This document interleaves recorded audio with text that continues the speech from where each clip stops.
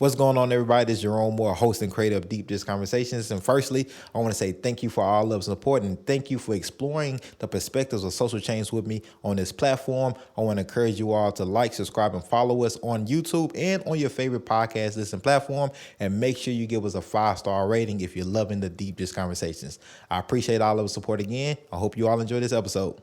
Tanea, how's it going? Welcome to the platform.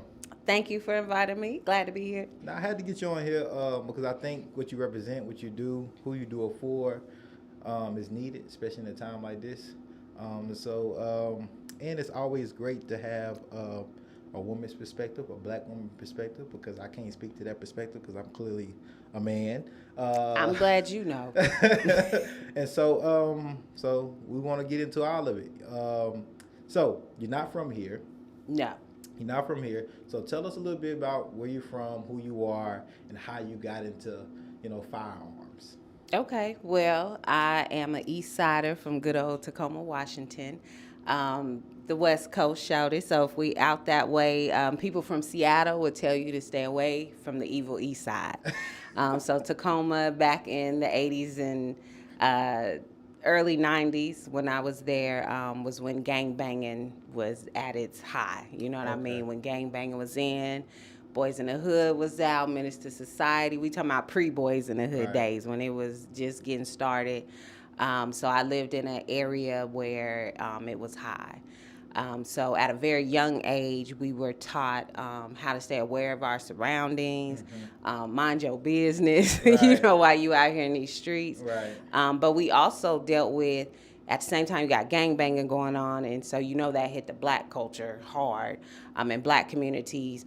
But at the same time, again, I'm in Washington State, so we have serial killers going on, Ted Bundy, the Green River Killer. Right. We just have all these extra things going on that says, you need to be on your P's and Q's when you out here walking. Because I was a walker. I walked to school, elementary school, middle school.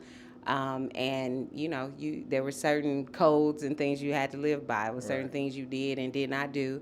But you learned to still enjoy life.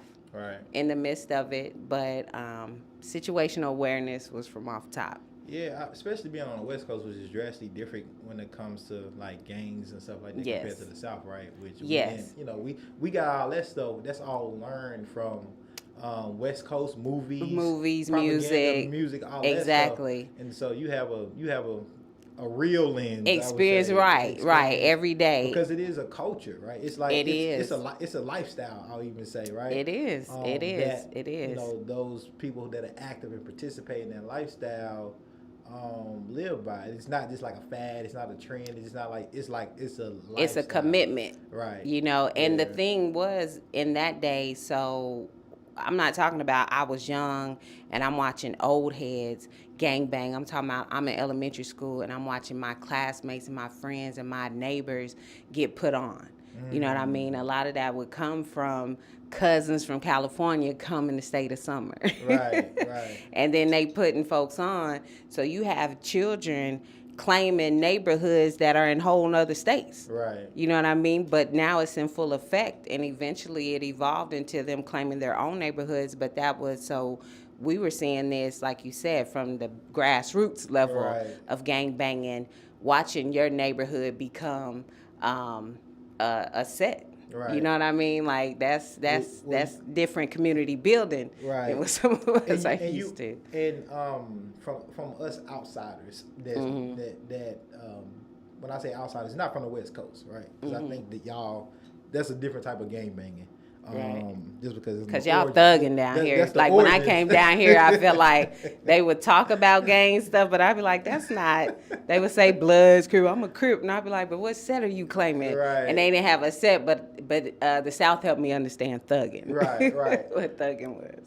Being a woman, how did that lens, like, because we always see it's the man that's gang banging, right? But we know that, like, hey, women participate and are affiliated and active in that life too. So growing up, were you ever broached, try to be persuaded to be a part of that life?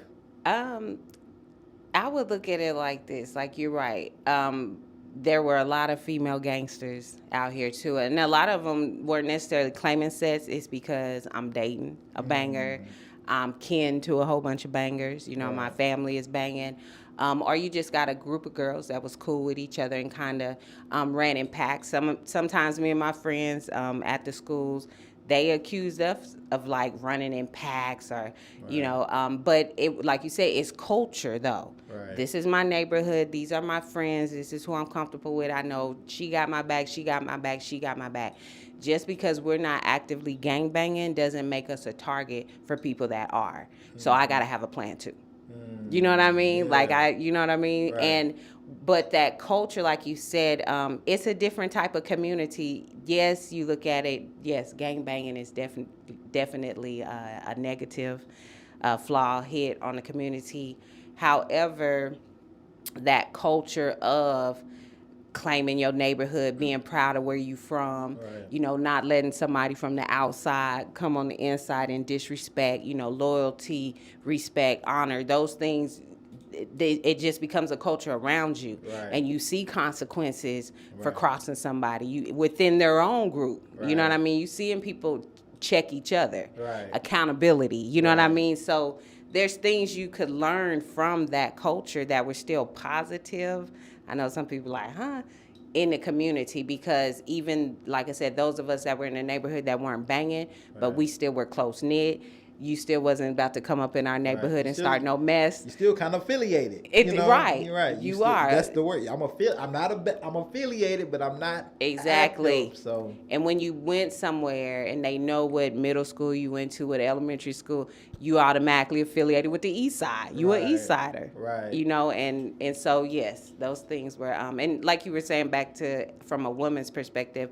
On top of that, yes, there were females and that participated in that, but the biggest thing for somebody like me that was not affiliated but grew up around it and I was cute, walking to school, carloads full of gangbangers, slow riding next to you, hey baby, trying to holler at you. Right. And you trying to keep it straight and keep it pushing, you know what I mean? Yeah. Because it can go wrong in so many ways, Right. even if I do give my number, blah, blah, blah. So now, remember, these are people that are territorial. Right. So if I'm his girl now, I'm his girl. Right. You know what I mean? Right. Then if you say no, you might get talked bad too.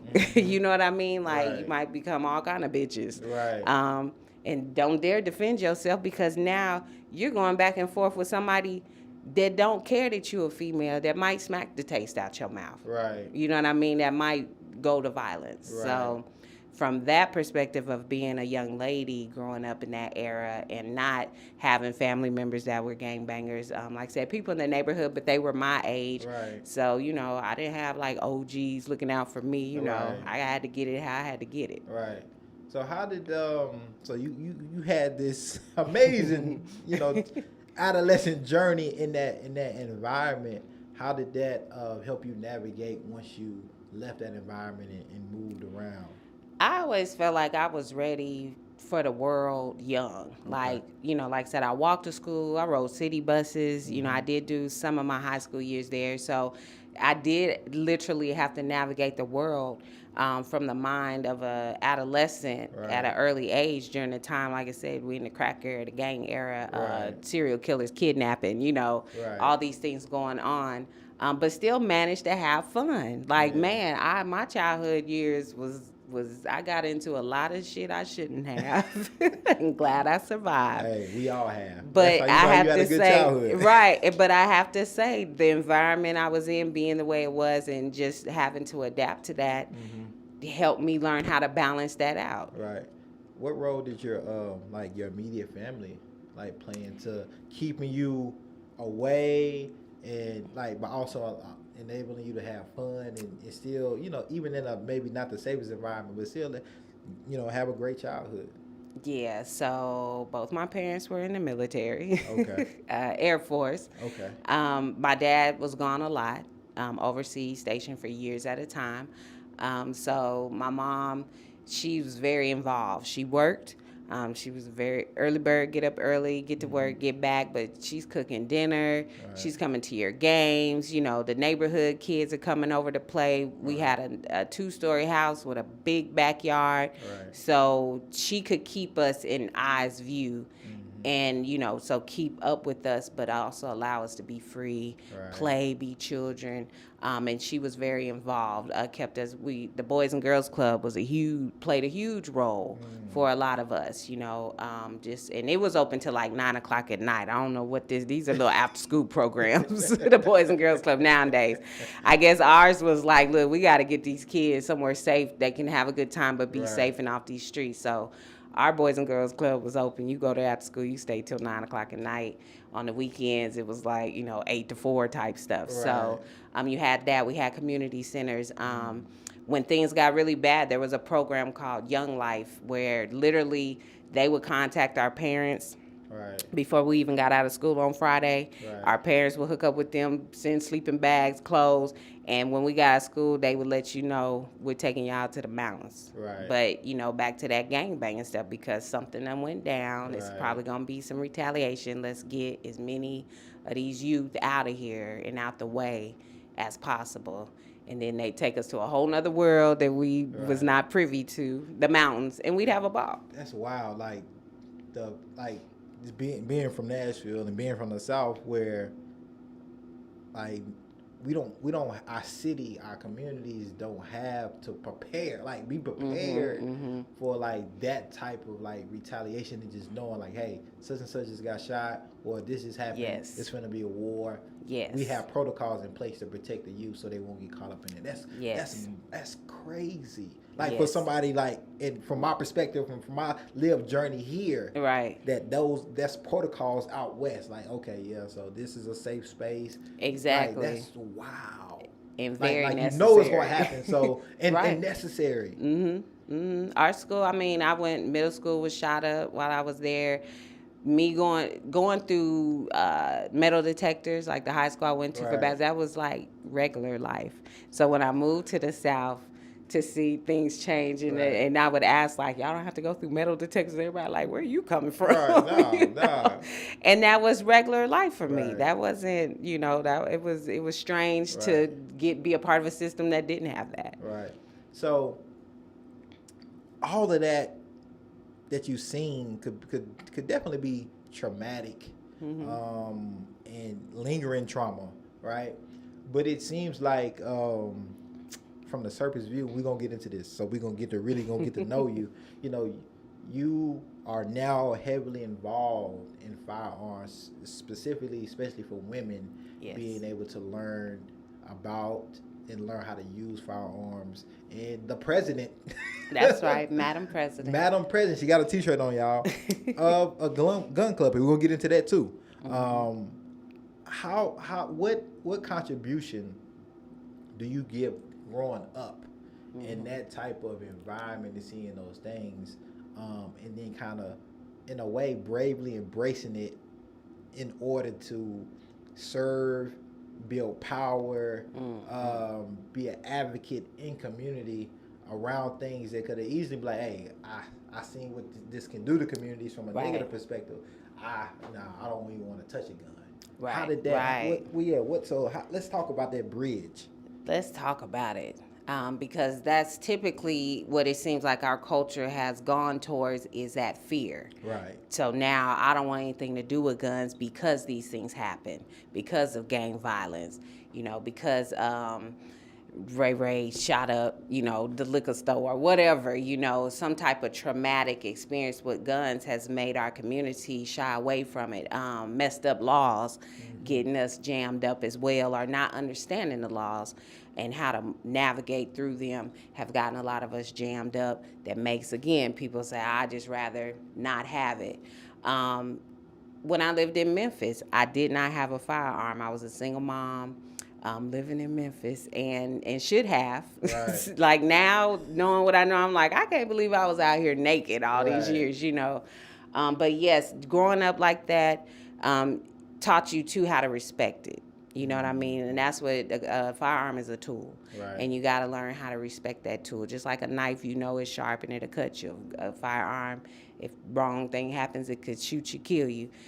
So you have to have that respect in place. Being a child of military parents, understanding war, understanding that sometimes violence does get the job done. Right. You know what I mean? We can't shy away from it, and especially when it's brought to us. What is your plan against this? It's here. Right. You know, are we going to fight or are we going to flight? Right. And I tell my class, either one is cool, just commit. Right. You Don't be know in the what I mean? middle. Right. If you going to run, trust. Run, like run. the bill Just says, know right. I'm a runner. Just go. Let everybody around you know too. Hey, if There this break it out, is. I'm taking off. I'm taking Don't depend off. on me. Hey, at this age and understanding the laws and the rules that come with self-defense, especially Right. using a firearm, if running is an option, I'm running because I don't have time for court. Right. You know what I mean? I don't have Right. time for nightmares. Right. You know what I mean? Because there's a lot that comes with defending yourself, Right. and we don't think about those things. So being a mother and living in Memphis and being a single mom at that, or let me say a mom that was single, you know, then you start looking at how am I going to protect myself and my family a little different. As a woman, especially, I grew up with a father in my home. You know, I grew up with older brothers. So I grew up in a neighborhood full of boys that was gangbanging, so they were still protectors. Right. You know what I mean? So I always grew up around boys or men that was with it. You know what Right. I mean? So I never had to second guess that if I was being attacked or if I was wrong, that somebody around me was going to handle that. Right. But I also knew, because I walked by myself, because me and my brother had a gap in our ages, so we weren't always at the same school at the same time. Right. You know, and I'm walking with my friends, I have to be ready. You know what I mean? That man may not always be there. That person that we deem to be a protector may not always be there, which even I'm talking about our children. You may not always be there to protect your children. So with the rise in single parenthood, and especially it being more the children are with the women, with the mothers, whether it's the aunties, the grandmas, they tend to be more around the women, and women tend to be more of the teachers and the nurturers, then we got some time we got to make up for. If I can train some women on how to be safe with a firearm, how to just the fundamentals with it, how to properly use it, understand somewhat the laws, how to, you know, be confident with carrying, then they can pass that knowledge down to their children. They can teach, Right. you know, their sisters, their friends, or whatever, because naturally as a woman, that's what we do. Right. You know what I mean? They say, well, you show a woman, you teach a nation. Right. So I'm just trying to teach the nation. No, hey, let's get into it, because I'm sure that you're facing different challenges and barriers being a woman, a black woman, instructor with firearms than I would being a man, being a black man, if I was teaching it, right? Right. How have you navigated that? Because I'm sure, I know you primarily focus on women, but I'm pretty sure you can train men too. You can train Yes. any human being. You can train any gender. Right. Right. You know, you can train Anybody. any gender. But so how have you navigated that? Being in that space where male dominated, white male dominated, and being able to, you know, have a successful business, being credible, making Right. sure people are not, you know, trying to just discredit you based off of just your gender, Right. just starting off there, right? How have Right. you navigated that? Man, you have to know your lane, first of all, right? So, yes, the industry overall, it may be male dominated, but the growth right now is coming from the women. Right. You know, and the black woman is right up there. So that's who's purchasing firearms right now. That's who's interested. That's who is open and willing for instruction.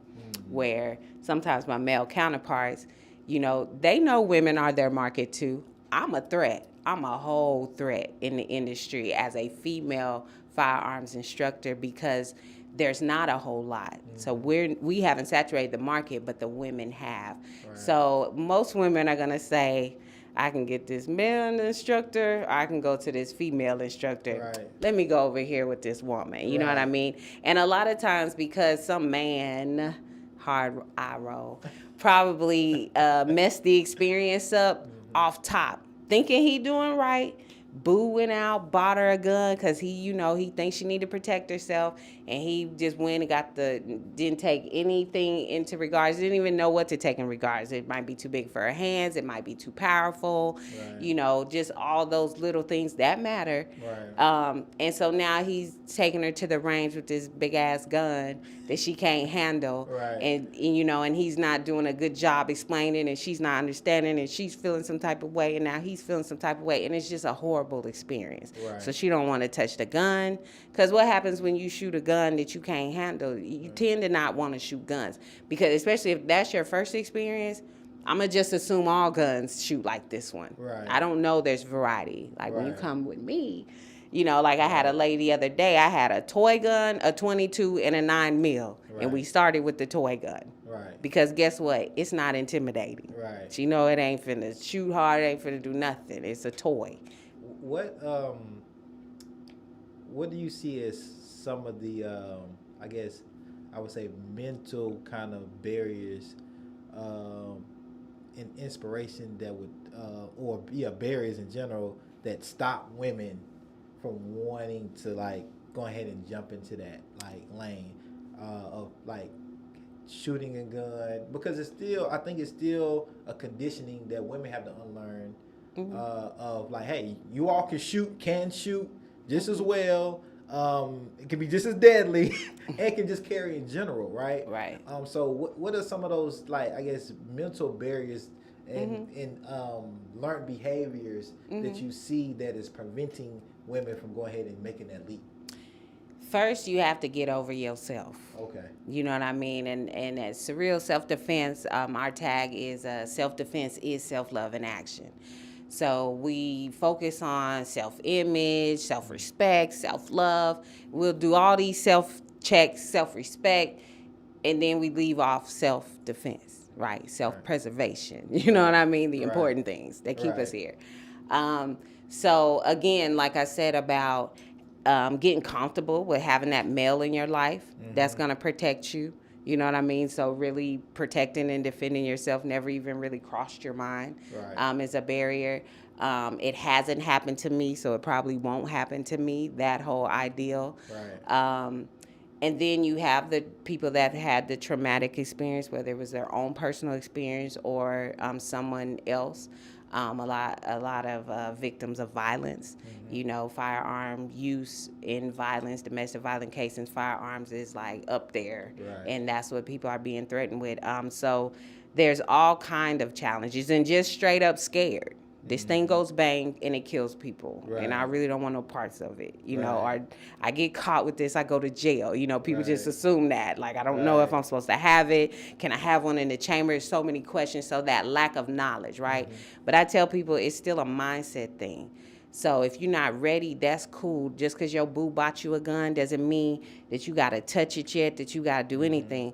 But what I get on my men about, when I get that call for somebody, they setting up an appointment with me, and I start asking them questions about what kind of gun they have, if they have one, and they're like, I don't know. I'll be like, well, do you got ammo? They're like, I don't know. And I'm like, okay, well, who bought the gun? Like, those are red flags that you didn't buy this weapon. Right. And they'll say, my boyfriend or my dad or so-and-so. And I say, well, are they there? They say, yeah, put them on the phone. As soon as he get on the phone, I said, why would you buy her something so deadly and then not show her how to use it immediately? Right. Not show her nothing about it. Like, I'm getting chicks showing up with guns straight out the box that somebody else bought for them. Right. Sometimes they showing up, they're loaded, ready to go. They don't have a clue. Wow. Because first thing I do, you don't get to walk through the door with your gun. You get to hand it to me. And then I'm going to do the proper clearance. And there's been so many loaded guns that have showed up. That one chick, they was going through a divorce, though. I was like, probably good. Sent her out the door with a loaded gun in the box. Like, she had no clue. She don't know what to do with it to begin with. And then on top of that, you got her riding around with a loaded weapon. She don't know if it's loaded or not.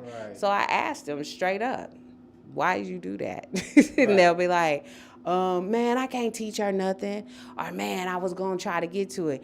And I tell them, you just set her up to get possibly robbed or raped with a gun that you bought.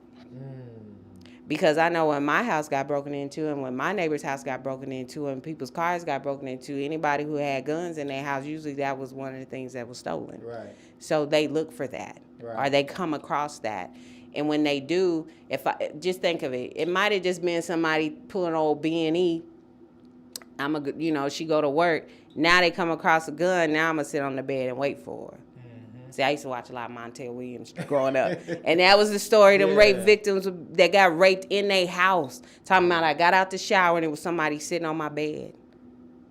I used to watch stuff like that. I take showers different. If I'm home alone, that shower door is open. Ain't no bathroom door closed. I got to hear everything. Right. Yes, the strap is on the little thing right by the shower. It's there. Right. You know what I mean? Like, I do think different now because, again, it's that whole, you were saying, challenges and barriers, that it won't happen to me mentality is going to get you messed up every single time. You got to treat your self-protection like insurance. I rather have it and don't need it than don't have it when I need it. You know what I mean? Like, because,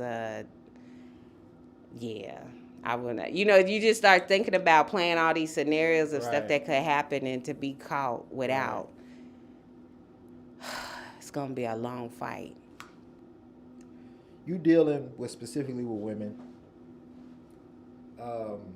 in a society where, I'm going to break this down into two societies, right? One society, right, where men in general are seen as protectors. Right. If we speaking specifically about our black community, a lot of the men have been taken away from families, from households, which has, in a way, forced black women to have to step up and be protectors and kind of, take on some masculine characteristics as women, right? How do you think incarceration, drug laws, structural racism, white supremacy, all of those things, all these social constructs that we are, disproportionately affected by than our, other racial counterparts in the United States specifically, how has that played a part in the tick in women gun ownership in black women? Yes, man. Incarceration, huge part of it. It's a huge part of, yes, black women having to accept that role as, head protector in the home, but also it's a reason why black women don't have a firearm in the home, because my man is on them papers and I don't know how I can operate with this in my home with him in my home.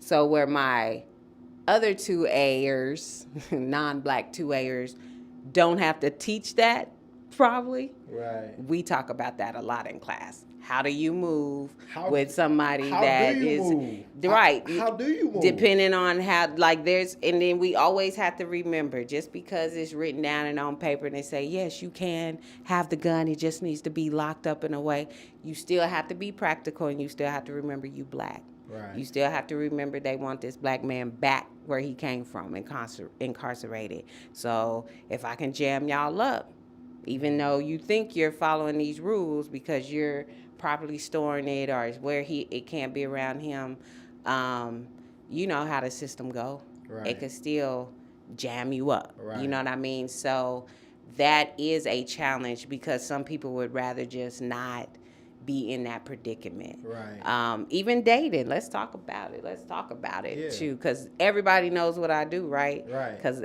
that's one downside, at least for me, is people assume it's on me. Everywhere I go, people assume I got guns on me, which could be a good thing and it can be a bad thing. Well, Makes you a target. We're in Tennessee, we're in the, Facts.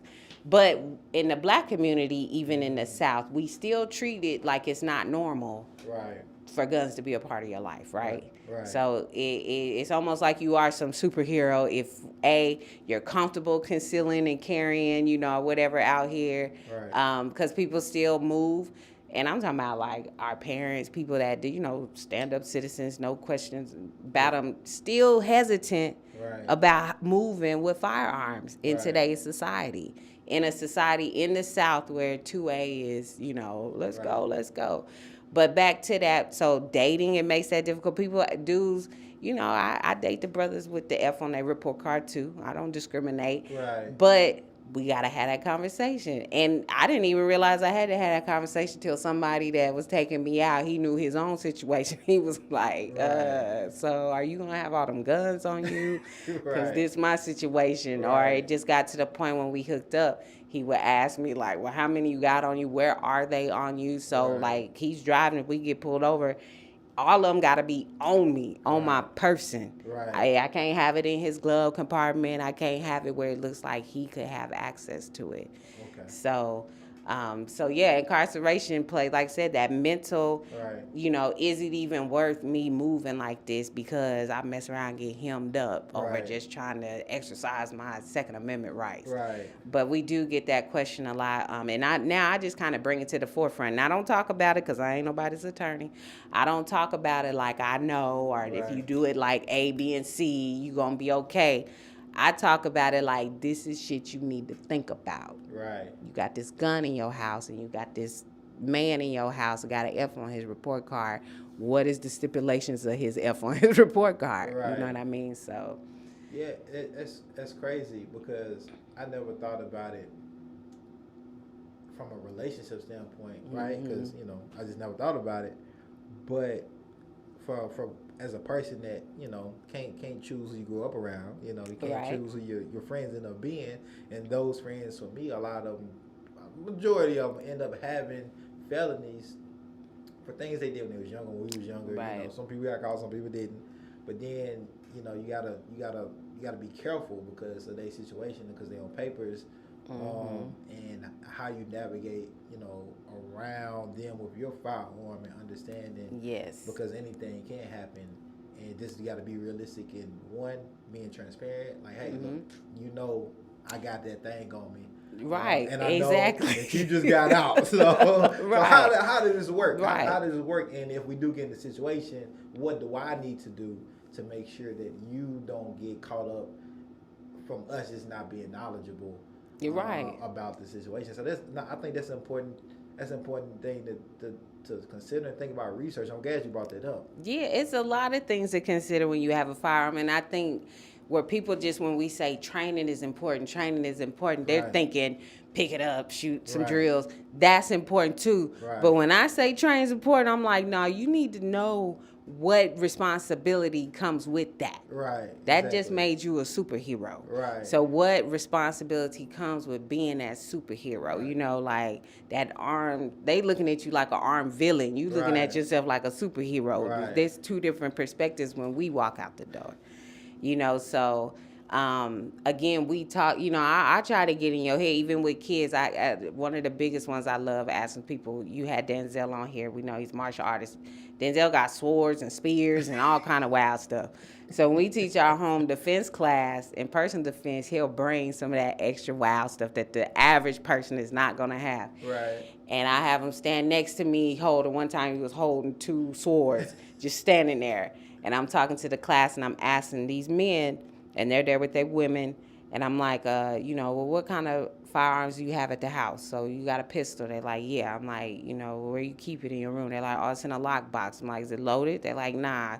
It's not one in the chamber. I'm like, all right, well, you got a rifle? They're like, yeah. Where's it at? In the closet. I'm like, is it loaded? They're like, nah. Okay. You got a shotgun? Yeah. Where's it at? Oh, it's in the closet in the other room. Is it ready to go? No. Man, you ain't got no guns in your house. That's how I'm looking at it, because I'm like, now how are you even getting to the rifle and the shotgun? The pistol is in a lockbox. It's not ready. And I always start for saying, this nigga just kicked your door in. Right.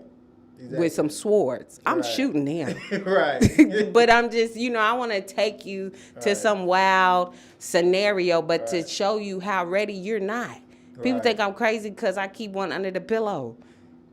If you made it to my bedroom door or just in my house, Right.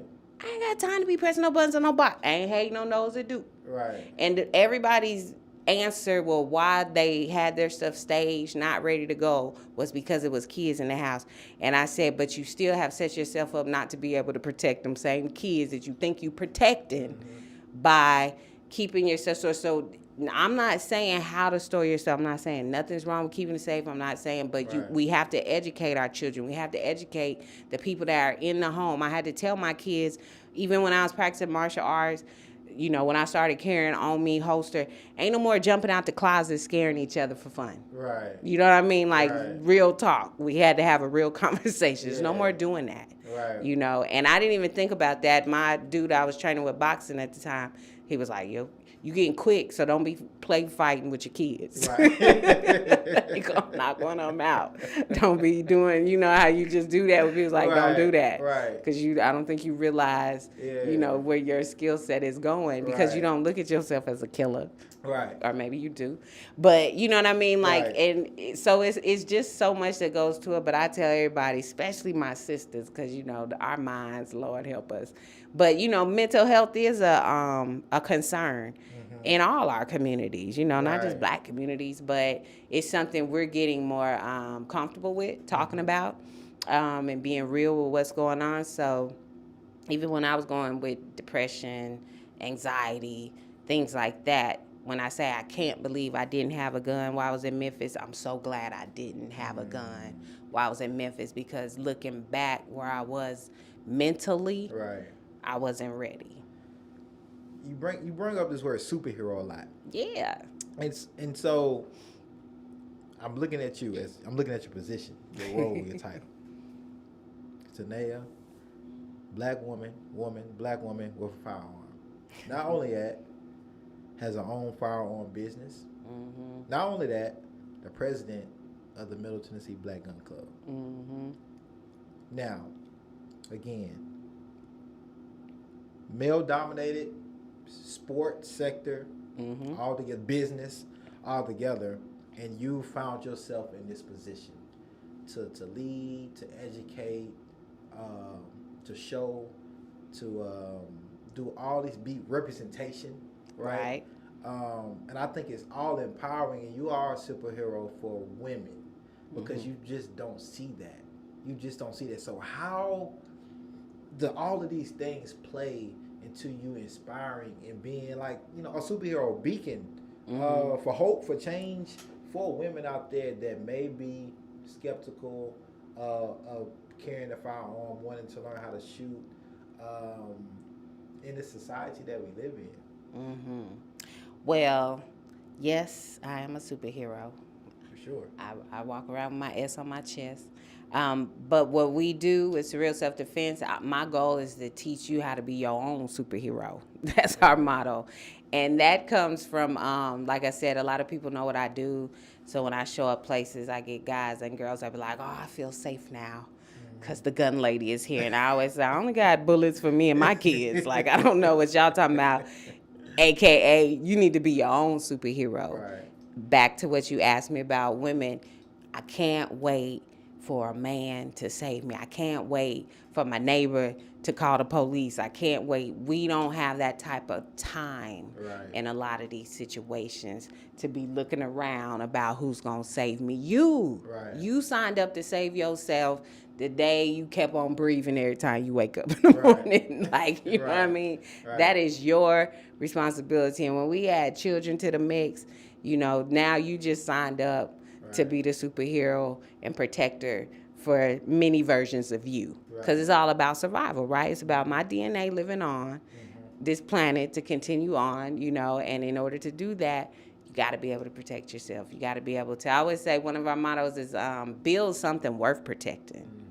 You know what I mean? Yeah. People that don't care about life, that don't care about themselves, and it starts there.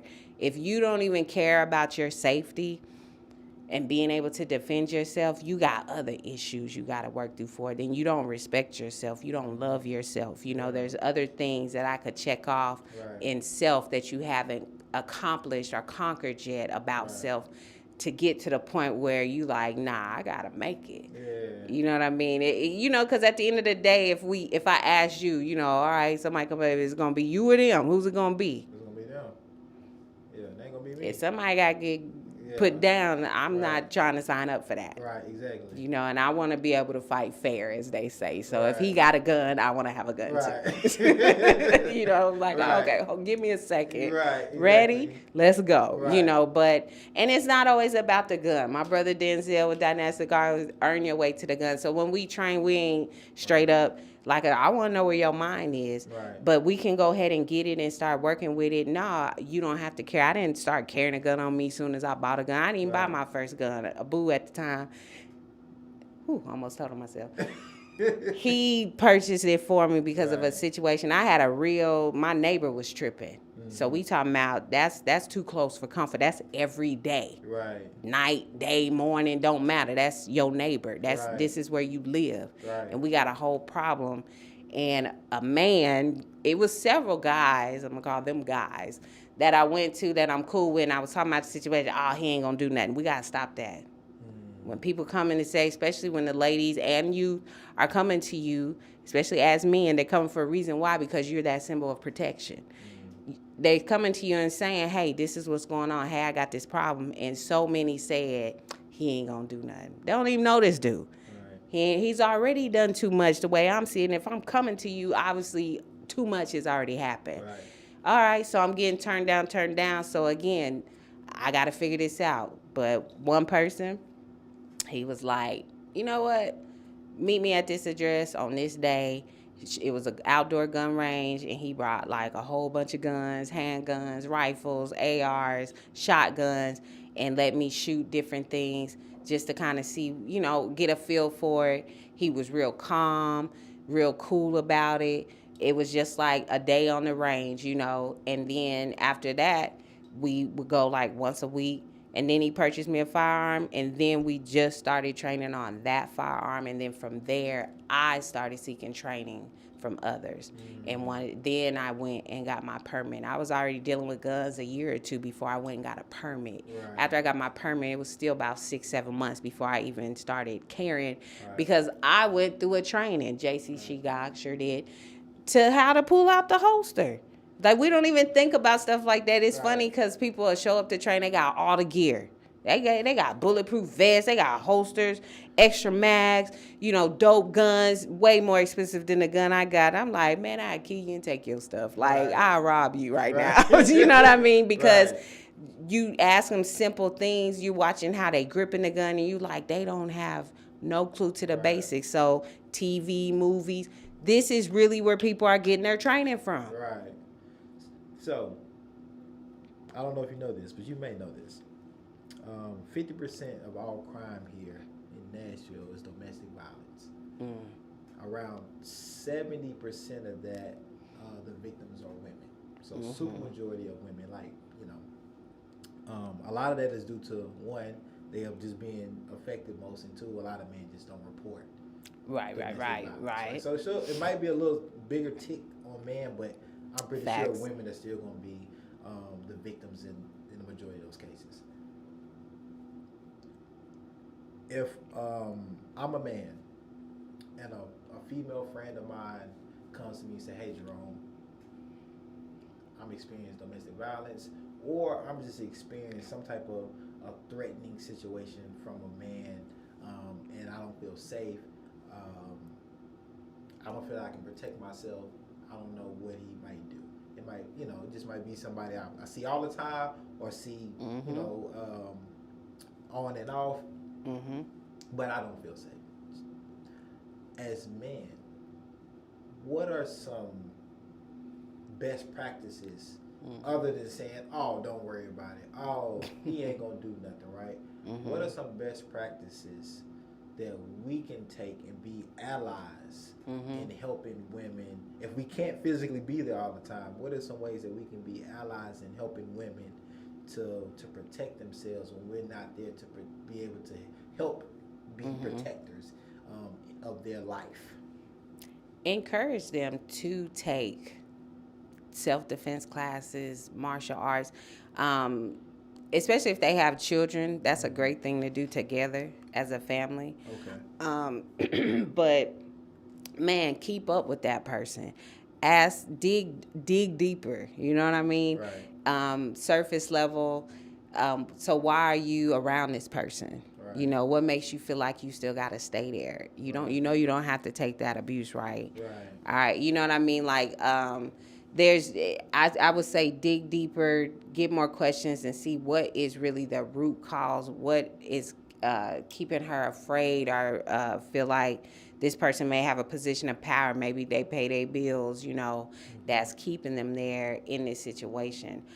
Because anybody that, for somebody like me, that sound crazy. Like, Right. dude going upside your head, you just like keep coming home every night. Right. You know what I mean? Like, happens. It's and it happening right happens now. so much. Yeah. That's why I said it's deeper than just somebody like me that I know I can make it, so I'm pick up and go. Or I know I got a support system, Right. so if it mean I can't live here, I know I can go to my mama house, my Right. brother house, my best friend house, and everybody don't have them options. Right. So I would find out, you know, more of what is keeping you there, because I had that conversation with one of the martial artists I work with. Shout out to Jeff Dunner, Dunner's Academy in Murfreesboro, and you know, because a lot of us don't have time to just take a consistent class. That's just the reality of it.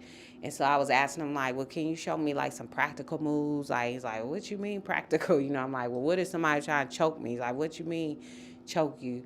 I said, okay, so what if a chick came to me and said, you know, sometimes my boyfriend drank a little too much and he gets a little, you know, hands on. He choked me. He not trying to kill me or nothing, but it gets uncomfortable. I'm not afraid, but I just want to know how to get him up off of me without me hurting him. Right. And he was like, that sounds crazy. I said, right, but it's a real situation. They know they not leaving. Right. They don't, in her mind, she's not afraid. Right. She just associates it with when he drinks, he gets a little too much. And I want to be able to protect myself, but I don't want to hurt him. Right. You know, but even just asking that, when I said, okay, well, he was like, well, what does he do? I said, well, let's just say he chokes me. Is he choking you while you standing up, or is he choking you while you laying down? And when he asked me that, it's because those are different moves. Right. That's a different situation. I can show you different things. So getting somebody involved that can dig deeper and say, okay, well, we know this person not leaving this situation. Man, let me show you this real quick. And you pointed something out too. I think to us as men, we can get the assumption that we have all the answers, and right. And a lot of times the answer could be like, "Huh, take this gun, or take this knife, or take this tase, or whatever." But every situation is different, and I think what's empowering for you being here is that you have the mindset, the lens of being an actual woman, so you know how these scenarios can happen or what can happen, because like you're that, right? Mm-hmm. And you can probably communicate and articulate better to other women than a man could have, because you'll understand the situation, which I think is pertinent and necessary too. Because I'm not going to think of everything as if a woman would think about it, because I'm not a woman, right? Right. And so being as a man, I think one of the good things, having people like yourself, women like yourself, accessible and available, is I can go directly to a source. Right. Hey, Tanea, I have a female friend. She's going through this. Now, I know my direct response, but I'm not a woman. Right. So you can dig in deeper and be able to show her how to handle herself and give her some practical lessons, and or start training with you and taking those baby steps. Yes. And it's empowering to see you, because like, oh, she's a woman too. I can do it if she can do it, type of thing. Right. And also, the questions I'm going to ask are going to be different than the questions you're going to ask, where you digging deeper might just be something like, well, why are you letting them go upside your head? And of course, she kind of looking like, I ain't letting them. It's not like I want it, where I'm going to say, well, are your children there when this is happening? Well, yeah, sometimes. Well, how you think that make them feel? You know what I mean? Because you start playing on a woman's babies. Right. And she's a different monster. She's a different, that's different. Right. I can take this abuse. Right. And I'm okay. But I ain't know it was affecting my kids. Right. And I'm not okay with that. Right. You see what I'm saying? So, two, one thing we always ask our students before we start is their why. Why are you here? Right. Why do you want to learn how to shoot a firearm? And a lot of times, I want to protect myself. I want to protect my family. I say, okay, well then I'm going to ask you these 3 questions based on your why. Are you willing to go to jail for your why? say, like, yeah, are you willing to kill for your why? And are you willing to die for your why? And that's, people sit there and think, Yeah. you know, because that's what you saying. When you take this with you, you saying the reason why I got this is because I go to jail about my kids, about me, I die about me and my kids, and I kill about me and my kids. Yes. Right. And we don't. A lot of people don't think about that, like the dying aspect. Like No, everybody think they're gonna win the Yeah, gunfight. you can lose a gunfight. Man, a lot have. And you can be in the right and lose. Man, seen Wow. too many go down with it. The Wow. one thing too, I remember I was at a church in Memphis, and the armor bearer, whatever, he was standing up there. It was a big church, and he was open carrying, standing there the whole time. And afterwards, I asked him, I was like, "Dang, we at church." You know, I'm new to Memphis at this point. Right. I was like, "Why you feel like you need a gun at church?" And he said, "The good guys gotta have guns too." Yeah. And that always stuck with me. Yeah. Like, you know the bad ones gonna have them, so yeah. Whether they legally or illegal, they gonna have them. And I'm glad you said that, because let's talk about this permitless carry law real quick. As black folks, because I deal more with that community. Even the white folks are doing it. Man, we have got to stop blaming that law for everything that happened when Dolph got killed. Everybody's like, "Oh, that permitless carry, people can just ride around how they want to." Like, everything that happens with a gun and gun violence is not a direct reflection of whatever legislation is going on at that time. Because of, to your point, criminals, if I want to commit a crime, I'm not caring what the law is or is not saying. I'm not feeling empowered now that, oh, I could ride around with a gun now, so let me go kill him now, where I had to have a permit. That's not how killers think. You know, so yes, I want us to stay on top of the laws, but we have to understand them, and we have to be able to articulate them. Mm-hmm. We have to be able to, when the cameras are in our face and the news is asking us about something happened and you want to bring up a law, please know what you're talking about. Right. Because I'm just hearing all kind of different ideals and things, and it's not what the law is, you know. Right. I have people ask me all the time, "Are you for it or are you against?" I tell them I ain't for or against no laws. Right. Because it's going to happen regardless. Back in 96 was when the permit came into play in Tennessee. Right. So we was dealing without a permit before then, and it's going to change back eventually. Right. That's relatively a new thing. Exactly. So it's just like, okay, so quit worrying about all the criminals you think now are going to be riding around with guns, and just worry about you. Are you a responsible firearms owner? Are the people you around? Even if you don't want to have a gun in your house, in your presence, I still would advise learn gun safety, learn the fundamentals, because you never know when you're going to be put in a position where you got to handle a gun. Right, because you might have to disarm somebody. Or you might just be somewhere and it's there. Right. I show up at the house or somewhere and there's kids and there's just a gun sitting on the table. I don't care if the owner is cool with that or not. I ain't cool with that. I'm dropping the mag, I'm racking the slide, I'm making sure it's clear, figuring out where I could put it safe to keep these babies safe. Whatever I gotta do. Little knowledge like that could have just saved somebody's life because you knew what to do with it. There's another superpower that you wanted to talk about. Yes. The power of no. The power of no. What does that mean? Talk to us about that. I tell people you need to tell somebody no at least 3 times a day. Start with your children. They're the easy ones to practice on. The power of no. Man, saying no would keep us out of so many situations. And a lot of times we don't know either how to say no or when to say no. Right. So we could look at it depending on how you like to look at things, either when to say yes or when to say no. So one of my trainers, shout out to Carlos Down, in Panama City, Florida, he gives it the what if, the I hope, and the no test. So when you're trying to decide whether you should say yes or you should say no, the first one is the what if. What if I say yes? So what if my friends ask me, let's say I'm a teenager, my friends say, "Yo, I got my parents' car for a couple hours, we got some beer, we about to go riding down to the lake, blah, blah, blah." What if I say yes? If I say yes, I hope we don't get caught with this beer. I hope my parents don't find out. I hope. When you got to start hoping that negative stuff don't happen, you should probably say no. Okay. So when it's the what if I say yes, and if you got to hope now, if you say, what if I say yes?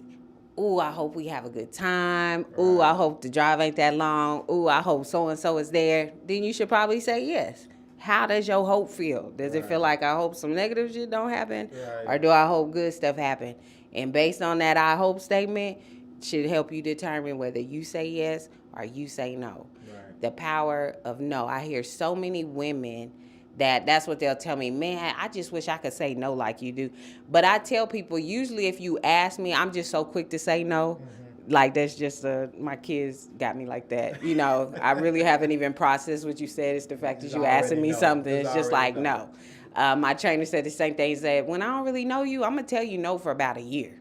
Right. Like, because I don't know how you move. And it's good for business, personal relationships, because we keep wanting to give people the benefit of the doubt. Right. You know what I mean? And people are manipulative. People are out to use you. People are setting you up. You know what I mean? Ladies and children especially, not to count men out, but man, we have got to that situational awareness. It's people out here to do bad things. That's their job. And they will play nice for a while to get to the evil. You know what I started doing like many years ago? Just because of just the lifestyle journey I've been through. And as a person that can legally carry, right, and legally I do legally carry.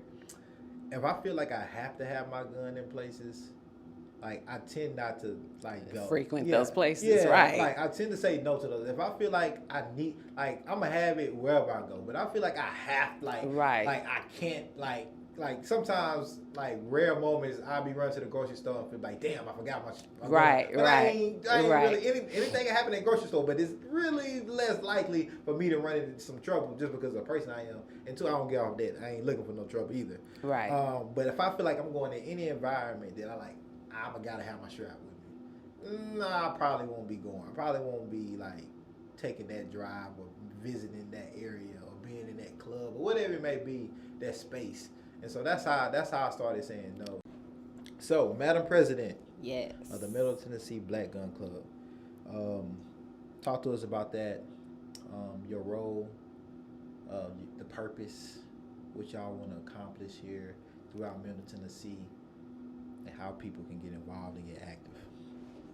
That's what's up. Middle Tennessee Black Gun Club, where I do serve as the Madam President. The ideal behind bringing a black gun club to this area was from getting in the business, being a firearm instructor. And to be honest, I feel like not enough people were training, and maybe the problem was the cost. Or maybe the problem is not having like-minded people around or people that share this interest to work with on this. Another instructor, my brother Denzel Caldwell, we got together with a couple other business-minded people that were also interested in protecting themselves and being a part of the club, got together and we formed it. So we're a little over a year in, but a majority of it was getting the business side of it together. It's a lot of work. It's dedication, but again, the goal, the mission is safer communities. So maybe we can get more people over here actually training and learning if they don't have to pay $100+ per session. So what they do is they just pay a monthly subscription fee. We have different levels. So as little as $25 a month. The highest is $50 a month. It includes, we have different events. We have training. We talk about things like when the permitless carry bill, that's what we really push a lot of is understanding. So it gave us this community. And it's also putting us back into just the black tradition of firearms, period. A lot of great books out there, Negroes with Guns, Robin Williams' story is a very good place to start. We shoot back. This runs deep in our history. This runs deep in our culture, but at some point, and we know slavery played a huge part, but even after that, civil rights is what got us back on track with arming ourselves, protecting ourselves. There's a lot of black communities that did not play. They would go head up with the KKK. Right. You know what I mean? Right. They was down for whatever. But of course, you don't hear those stories. You know, Black Right. History Month, that's not going to be taught at your elementary school. You're not going to learn about Ida B. Wells. You're not going to learn about Fannie Lou Hamer, Robin Williams, you know, a lot of these people. So it's our job. You know, that's why I love Denzel, my sergeant at arms. He / historian / bring the facts. Yeah. You know what I mean? And a lot of the trainers that I deal with, black men, they have degrees in African American studies and things like that. So that's where I started learning more about the firearms tradition in the black community. So this is not new. Right. This is just us bringing it back. What we want to push is the history, you know, of course, safety, responsible firearm owners. Also, again, talked about the pricing and the value. We have people like J.C. Shegog, an amazing trainer, a master instructor, and you can get him for $40 through the club. You know what I mean? When he's doing an event where that same class we have, like for the men, the standard, typically if he would throw that through his business, he's taxing you $225, $250 easy. Right. And we're saying here's the same training for $40. Yeah. So we wanted to put the opportunity out there, especially for our underserved communities. And again, it's deeper than a gun. I'm certified in Stop the Bleed training. We brought a trainer down for that. We're bringing somebody down for like the survivor prepping, you know. So we'll have things like that. It's all about how do we preserve our community? How do we protect our community? How do we be comfortable doing it? But it costs money to protect yourself. It does. So we're hoping through the club, like I said, through membership fees, through events, in the future sponsors, you know, sponsorships. We have community partners, people that can help with resources so we can get our people trained. How can people, if they're watching this and looking at this, especially women, right? How can they get tapped in with you in the Middle Tennessee Black Gun Club? We are on Facebook, Instagram. We have a wonderful website, mid10bgc.com, which it'll navigate you through wherever you need to go. You can get some dope gear there too. Okay. Get the merch. Right, get the merch. But yeah, they can sign up for membership there. A lot of questions get answered there. Articles that we've been featured in, news. It's all in there. Information about the permitless carry. And you can just, even if you're not want to be a member right now, you can just subscribe to the website and get newsletters. When we have events, they're open to the community. Members get a better deal on the event, but we still try to keep it open to everyone. Well, look, hey, the Madam President. That's right. I appreciate your time. I appreciate you sharing and dropping these gems. I appreciate you encouraging our women to get trained, get practice, learn about firearms, learn how to be their own superhero. I really like that. Yeah. And I like the knowledge that you dropped about how men can be allies. And I like that term, allies. Yeah, we need that. yeah. I let the women. I get a lot of my bros in the business to come be range safety officers or assistant instructors, and I tell the women, I know some of you have had bad experiences with men, and you don't want to deal with them, but I want to introduce you to some good guys. Right. You know what I mean? Right. And start trying to change that narrative too. But also, you know, we need diversity is good, and we need more women being trainers and instructors. Yes. And so I know you offer that too. I do. And so I encourage all women out there, especially in underserved, marginalized, minority, people of color, black communities, to reach out to you for that, especially, you know, specifically women to reach out to you. Yes. And learn, you know, and be inspired and like get out there and do it. Oh, you yeah. know? You never know. You not only save your life, you might save a life or two. Yeah. You know? For real. And I got some stuff for y'all. We got a simulator. I got the simulator training going on now this year. Right. Got some stuff I can't say out loud just yet because a lot of people be trying to take my ideas and beat me to it, even though it don't matter to me because it's not going to look like how I'm going to do it. But yeah, we got some really good stuff coming up in this area, especially for the ladies. I got to get back to the ladies. Yeah, so. This one is for the women, right? That's this right. One is for the women. And look, I gotta say this so people to know. happy early birthday. That's right. Shout You know out what to I'm the saying? Aquarius It was in a happy the early buildings. birthday. You know, I hooked her up with some ammo for her birthday. She told me, she said, you better bring me some. She didn't even give me a chance. Right. And so I look. But Girls no, with guns. hey, girls with guns. We need y'all, girls with guns. You know, but no, I appreciate you. Appreciate everything that you stand for, that you're doing. To empower women in our community, empower community in general, and keeping community safe. Yes. And encouraging more folks to get involved with firearms in different ways. Right. In different ways, in our diverse ways, not just owning one and having one, but in other ways. So thank you. Man, thank you. We're I gonna bring you appreciate back. you. We're gonna because we Got know to. things are gonna happen. Right. And so we're gonna bring you back when current events and things, and they just to keep inspiring women that hey, you know, this is something y'all can get involved in too. Yes. All Yep. right. Thank you. All right. Appreciate it. All right. Holla.